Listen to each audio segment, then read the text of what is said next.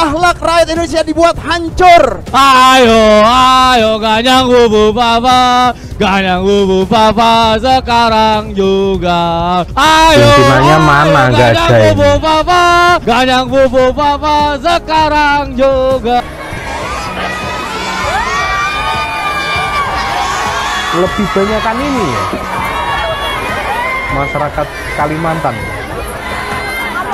yang Itu karena yakin bahwa Gibran akan sanggup. Gibran itu memikul pernah tanggung jawabnya. jadi wali kota Solo, dan selama menjadi wali kota Solo, menurut saya nggak ada hal-hal yang krusial yang tidak bisa dia tangani. Menurut saya saya sering lihat itu dia bicara sama masyarakat, misalnya demo, dia didatengin sama dia, setelah dijelasin terus dia bilang, wes balik.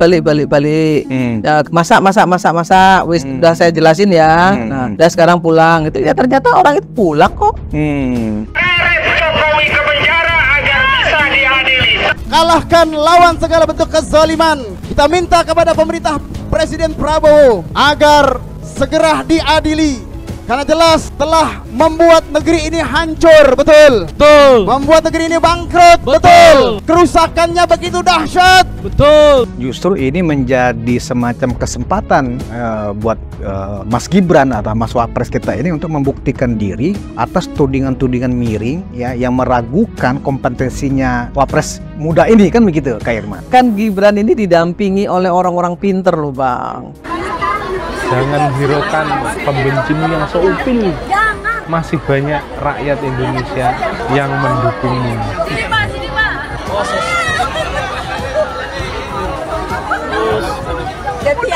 Gantian.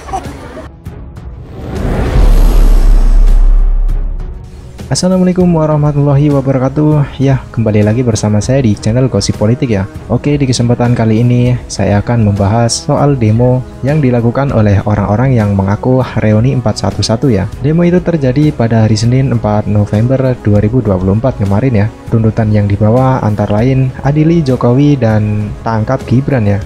Dan setelah kita tadi melihat sedikit cuplikannya, ternyata ya demonya sepi peminat ya. Di sisi lain, kunjungan Mas Gibran di Palangkaraya disambut meriah oleh warga di sana ya, sangat antusias sekali. Di sini kita bisa simpulkan ya, pembenci Mas Gibran hanya seupil ya, dan orang-orangnya itu-itu saja.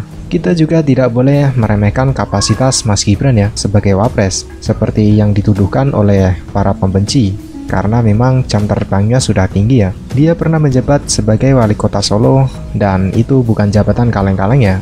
Mas Gibran pasti bisa melaksanakan tugas wapres dengan baik untuk 5 tahun ke depannya ya. Oke, untuk lebih detailnya marilah kita simak saja video berikut ini.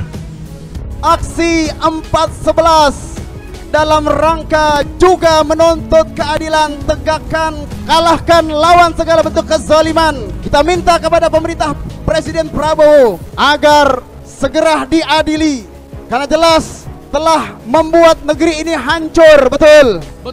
Membuat negeri ini bangkrut, betul. Kerusakannya begitu dahsyat, betul. Bukan hanya dalam segi ekonomi, tapi dalam segi akidah, akhlak para pemuda, akhlak rakyat Indonesia dibuat hancur. Ayo ganyang bubu papa sekarang juga. Yakin berarti ya bahwa once memang itu ditugaskan kepada Gibran selaku wapres pada saat memang 10 hari mengendalikan pemerintah, itu karena yakin bahwa Gibran akan sanggup. Gibran itu pernah jadi wali kota Solo, dan selama menjadi wali kota Solo, menurut saya nggak ada hal-hal yang krusial yang tidak bisa dia tangani. Menurut saya sering lihat itu dia bicara sama masyarakat, misalnya demo, dia didatengin sama dia. Setelah dijelasin terus dia bilang, wes balik. Ya, masa, wes udah saya jelasin ya, nah udah sekarang pulang. Itu ya ternyata orang itu pulang kok. Setelah dia menjelaskan itu orang itu mereka paham, kemudian pulang. Kalau misalnya dia menjelaskannya tidak baik, menurut saya nggak mungkin orang itu mau pulang gitu loh. Tetap aja ngotot di situ. Tapi orang-orang itu pulang gitu loh. Menurut saya dia bisa mempersuasi orang dengan baik. Justru ini menjadi semacam kesempatan buat Mas Gibran atau Mas Wapres kita ini untuk membuktikan diri atas tudingan-tudingan miring ya, yang meragukan kompetensinya Wapres muda ini, kan begitu Kak Irman? Kan Gibran ini didampingi oleh orang-orang pinter loh Bang. Kan ada pembantu presiden, nggak harus dia kerja sendiri loh. Kalau soal pertanian dia tinggal manggil Menteri Pertanian dong. Nah, ada satu hal yang lucu. Ya. Ketika dia menyidak LRT misalnya. Ya. Kemudian ketika ada yang nanya, Gibran manggil dong manajer LRT-nya untuk menjawab. Itu si pembenci mengatakan dia nggak bisa jawab. Iya, seperti itu. Itu kan menurut saya naif, tolol, dungu. Lah ya Gibran mana tahu dia soal LRT. Iya kan? Soal hitungan uang dan lain sebagainya. Kalau di situ ada orang yang berkompeten di situ, ya silakan jawab. Artinya Pasti sikap dia panggil Wapres pada saat menjawab itu sudah benar. Oh, udah benar. Tolong jawab nih. Kan gitu. Karena dia yang bertanggung jawab. Iya, iya. Bukan Gibran.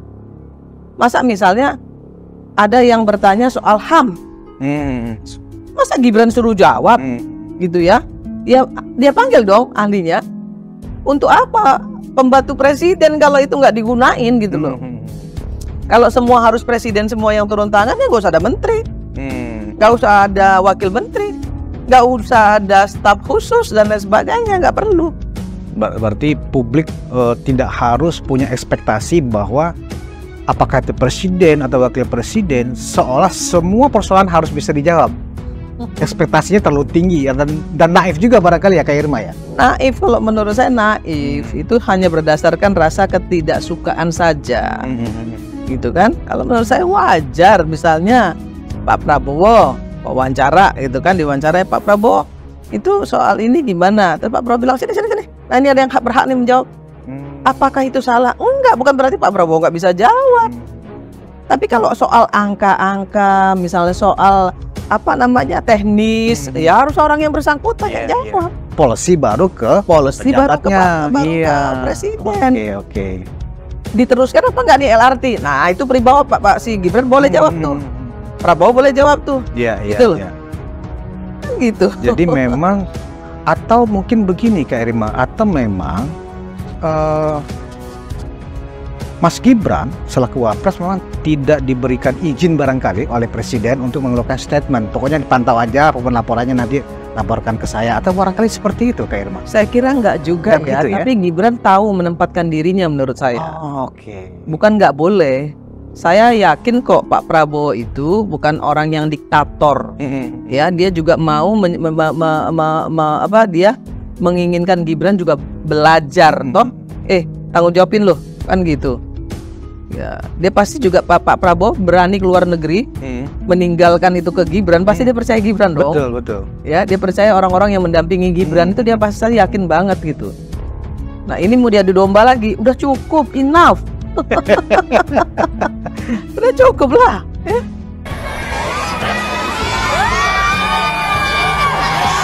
Lebih banyak kan ini ya, masyarakat Kalimantan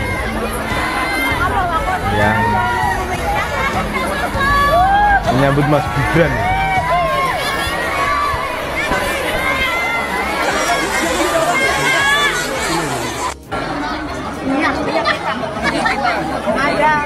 Minyak kita. Kalau kita Bu ada minyak kita. Minyak Bimoli. Minyak kita. Lagi kosong. Minyak kita ada lah Bu. Keren, Wapres. Jangan hiraukan pembencimu yang seupil. Jangan. Masih banyak rakyat Indonesia yang mendukungmu. Sini Pak, sini Pak.